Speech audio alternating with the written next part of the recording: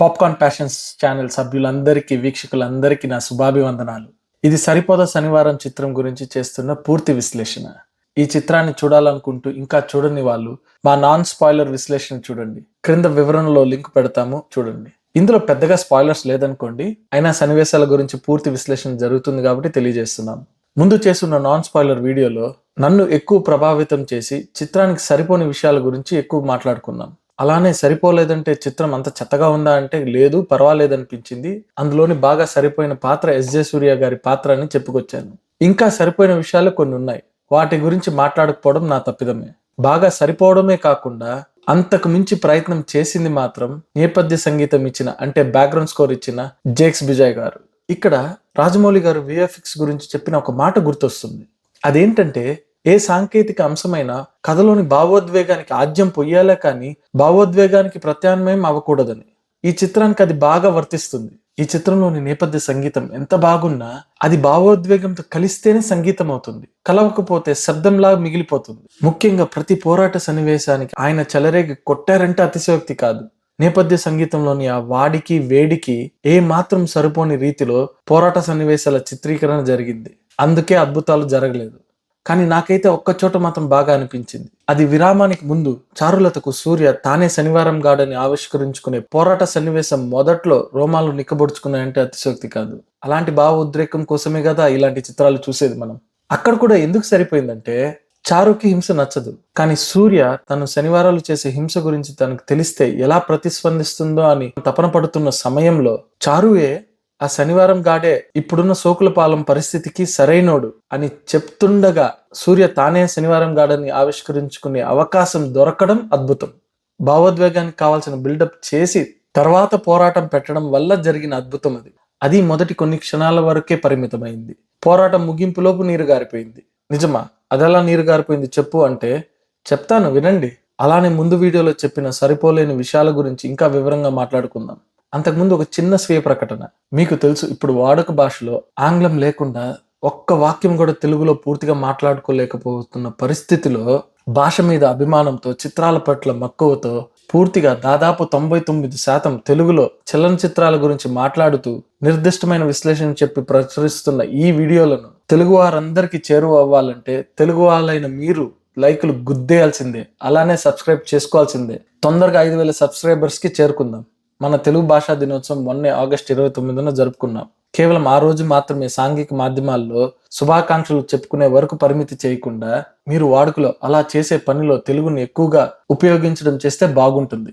నా వరకు ఇలా నా భావాలను బహిరంగంగా తెలుగులోనే వ్యక్తపరుచుకుంటున్నాను. మీరు మాలాంటి వాళ్ళని ప్రోత్సహించడంతో పాటు ఈ చిత్రాన్ని ప్రేరణగా తీసుకొని ప్రతి శనివారం ఆంగ్ల పదాలు లేకుండా స్వచ్ఛమైన తెలుగులోనే మాట్లాడుకోవాలని పెట్టుకుంటే ఎలా ఉంటుంది? ఒకసారి ప్రయత్నం చేసి చూడండి. చేసి నాకు క్రింద కమెంట్స్ లో తెలియజేయండి. ఇక చిత్ర విశ్లేషణలోకి వెళితే, ఇందాక మాట్లాడుకున్న పోరాట సన్నివేశంలో ముగింపు వచ్చేసరికి భావోద్వేగం పూర్తిగా నీరు గారిపోయిందని చెప్పాను. ఎందుకు అలా చెప్పాను? కథానాయకుడు అప్పటికి గొడవ నీకు నాకైతే తన మీద చేయేందుకు వేశారా అని చెప్పిన తర్వాత నేపథ్య సంగీతం జోరు పెరుగుతుంది. కానీ పోరాట సన్నివేశాల్లో ఉన్న విన్యాసాలు మాత్రం చాలా సచ్చుగా ఉంటుంది, ఏ మాత్రం ఉద్రేకంగా సాగదు. ముందు చెప్పిన వీడియోలో నాని గారు ఈ చిత్రానికి సరిపోలేదని చెప్పాను. ఇందుకోసమే సరిపోలేదు, అన్ని బాగా కుదిరి. ఇక తను సన్నివేశాన్ని ఇంకొక మెట్టు పైకి తీసుకువెళ్లాల్సిన సమయం వచ్చినప్పుడు తీసుకొని పోలేకపోయినా పర్లేదు, కానీ సన్నివేశ ప్రభావాన్ని పూర్తిగా తగ్గించినట్లు అనిపించింది. నా ప్రేయసి మీద చేయి వేస్తారా అని చెప్పిన తరువాత తన ఆహార రీతిలో ఎలాంటి మార్పు రావాలి? తన చూపుతోనే చంపేంత కోపాగ్ని తాలూకు వేడి తెరదాటి మనకు అంటాలి. తను చేసే విధ్వంసం ఎలా ఉండాలి? ఎంతటి వీరంగం చేయాలి? తూచ్ ఏమి ఉండదు. అలానే ఇంకో పోరాటంలో తను తన అక్కను కడుపుతో చూసిన తర్వాత కూడా పోరాట విన్యాసం మామూలుగా సాగుతుంది. తనలోని కోపాగ్ని తానే చూపించడు, ప్రక్కన ఎవరికీ తెలియదు. కేవలం నేపథ్య సంగీతాన్ని మాత్రం అమాంతంగా పెంచితే ఏమి జరగదు. ఏదో చెయ్యాలి కదా అని చేసినట్టుంది. అంతా జరుగుతున్న దానికి యథేచ్ఛగా ఉప్పొంగిపోయి ఉద్రేకం ఎక్కడా చూపించలేదు. ఇక ఆ నేపథ్య సంగీతం ఎంత పెంచితే మాత్రం ఏం లాభం? మొత్తం వృధా అయిందనే చెప్పాలి. ఇప్పుడు వివేక్ ఆత్రేయ గారి అభిమానులు, అలా నాని గారి అభిమానులు నువ్వు తీరా నువ్వుది అంటే నాకు ప్రతిభ తక్కువయ్యో, లేక ధైర్యం లేకో, లేక కాలం కలిసి రాకో నేనేం చేయలేదు. మున్ముందు ఏమైనా చేస్తానని కూడా చెప్పలేను. కానీ నేను చాలా దగ్గరుండి తెలుసుకున్న ఒక విషయం ఉంది. ఒక కథను దానికి తగిన కథనాన్ని రాసుకోవడం చాలా కష్టం. అది ఒక కథానాయకుడికి చెప్పి, ఒక నిర్మాతకి చెప్పి నిర్మించుకోవడం ఇంకా కష్టం. అది కాకుండా మిగతా రంగాల్లో ఒకరు ఎలా రాణిస్తున్నారో లేదో అనేది బహిరంగం కాదు, ఎవరికీ తెలియదు. ఇంకా చెప్పాలంటే కార్పొరేట్ సంస్థల్లో అది చాలా గోప్యంగా పెడతారు. కానీ చిత్రరంగంలో మాత్రం అంత బహిరంగంగా జరుగుతుంది. కావున ఇక్కడ రాణించడం చాలా చాలా చాలా కష్టం. వివేకాత్రేయ గారికి ప్రతిభ పుష్కలంగా ఉంది, నేర్పరితనం ఉంది. ఆయన సాధారణ కథకుడైతే కాదు, మంచి దృక్పథం ఉన్న దర్శకుడు కూడా. ఇది ఆయన చేసిన చిత్రాలు బట్టి ఎవరైనా చెప్పొచ్చు. తను అందరిలో ఒకళ్ళలా కాకుండా ప్రత్యేకంగా ఉండాలన్న భావం తన కథల్లో దర్శకత్వ రీతిలో తెలిసిపోతుంది. ఉదాహరణకి ఈ చిత్రంలో శనివారాన్ని ఎన్నుకునే ప్రక్రియ ఎంత నాటకీయతతో పెట్టారంటే, అలానే ప్రకృతిని కలపడం అంటే వాన ద్వారా ఎన్నుకోవడం ఏదో పురాణ పురుషుడి ఆవిష్కరణ జరుగుతున్నట్లుగా పెట్టారు. ఇది సాధారణ ఆలోచన, రచన, చిత్రీకరణ కాదు. ఆయన ప్రతిభను చాటి చెప్పడానికి ఒక్క సన్నివేశం చాలు. అలా అని లోపాలు లేకపోలేదు. నువ్వేమన్నా స్పీల్బర్గ్వా, జేమ్స్ క్యామరూన్వా, క్రిస్టోఫర్ నోలన్వా, లేక రాజమౌళివా? నువ్వెవరివి లోపాల గురించి మాట్లాడేందుకంటే, నేను చిత్రం చూసిన తర్వాత నాకు కలిగిన అనుభవాన్ని బట్టి ఏది సరిపోయింది, ఏది సరిపోలేదని చెప్పగలను. అది నేను మాత్రమే చెప్పగలను. నాకు తెలిసి వివేకాత్రేయ గారు కథానాయకుడి పాత్ర వ్యూహరచన కోసం రాసుకున్న వెనుకటి కథ మీద ప్రేమలో ఎక్కువ పడతారు. దాని మీద ఎక్కువ దృష్టి పెట్టడంతో జరిగే అనర్థమేమో అనిపిస్తుంది. అంటే సుందరానికిలో కథానాయకుడికి యుఎస్ వెళ్ళాలన్న ప్రేరణ పుట్టించేందుకు పెట్టిన వెనుకటి కథను ఎంతసేపు చూపించారో మీకే తెలుసు. దానికి తోడు ఇక్కడ ఈ చిత్రంలో ఆ వెనుకటి కథ కథానాయకుడి దృష్టికోణంలో నుంచి కాకుండా తన అమ్మ దృష్టికోణంలో నుంచి చెప్పారు.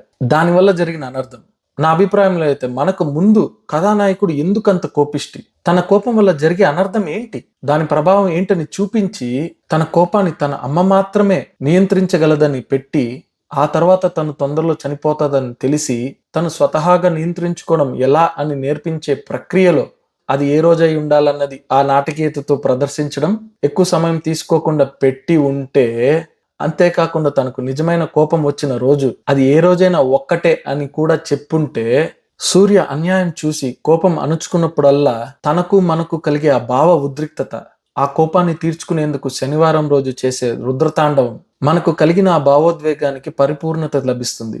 అనుభూతి అంబరాన్ని దాటుతుంది. కానీ ఏం చేశారు? ఆ వెనుకటి కథని అమ్మ దృష్టికోణంతో చెప్పేసరికి అది అమ్మ కథగా మార్చేశారు. ఏదో ఊరికే కథానాయకుడి కోపం వస్తున్నట్లు చెప్పి, అలానే కథానాయకుడు పెరిగి పెద్దయిన తర్వాత కూడా అవసరం ఉన్నప్పుడు కూడా స్వీయ ఆలోచన లేకుండా అమ్మ చెప్పింది కదా అని శనివారం మాత్రమే పోరాటం చేసేలా పెట్టారు. ఎంత మూర్ఖంగా ఉంటుందంటే, తన వాళ్ళ మీద దాడి జరుగుతున్నా తను శనివారం వరకు ఎదురు చూస్తాడు.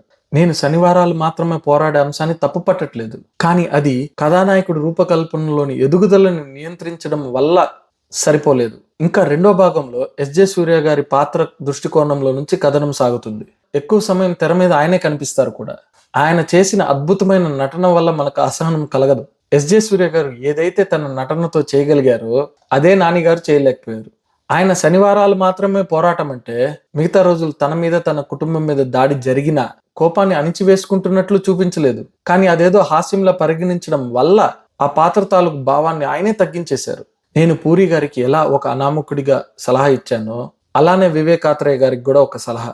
మీరు కథనంని రచించిన తర్వాత పలు మంచి రచయితలతో కలిసి మెరుగుపరుచుకొని చేస్తే బాగుంటుందనిపిస్తుంది. మొన్నే మెగాస్టార్ చిరంజీవి గారి జన్మదిన వేడుక భాగంలో ఇంద్ర చిత్రాన్ని మళ్ళీ విడుదల చేశారు.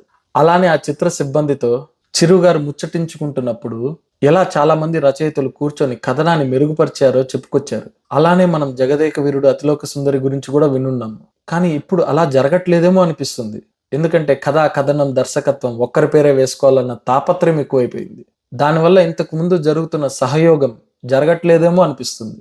నా అనుభూతి నుండి వచ్చిన ఈ అభిప్రాయాన్ని మీరు ఏకీభవిస్తారా లేదా? అలానే మీ విశ్లేషణ ఏంటని నాకు క్రింద కమెంట్స్ రూపంలో తెలియజేయండి. మరెన్నో చిత్రాల విశ్లేషణతో మళ్ళీ కలుద్దాం. ఇట్లు తేట తెలుగులోనే విశ్లేషణలు చెప్పే మీ ఏకైక ప్రియమైన విశ్లేషకుడు. మీకు మా విశ్లేషణ నచ్చితే మీ ప్రేమను మాకు తెలపడానికి లైక్ చేయండి. ఆ ప్రేమను పంచడానికి షేర్ చేయండి. మీ ఆశీర్వాదం మాకు ఇవ్వడానికి సబ్స్క్రైబ్ చేయండి. మరొక విశ్లేషణతో కలుద్దాం. అప్పటి వరకు మీ ప్రేమకు ధన్యవాదములు.